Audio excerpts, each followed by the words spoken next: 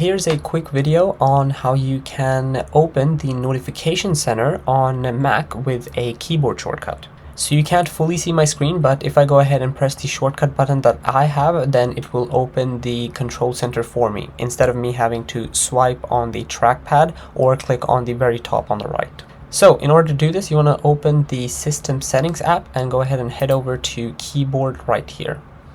After that, go ahead and click on Keyboard Shortcuts right here. Then go ahead and navigate to under Mission Control, and you want to change this one right here called Show Notification Center.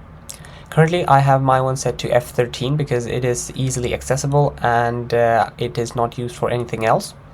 But if you do want to change it, because for you it's probably going to just say none right here, you want to go ahead and double click on it, and when you see this typing indicator, you just want to go ahead and press the button that you want. So I have F13, and when I type that in, then it automatically sets that as the shortcut. After that, go ahead and click on done, and you can go ahead and close out of system settings because now it is going to work directly. Hopefully this quick video helped you out.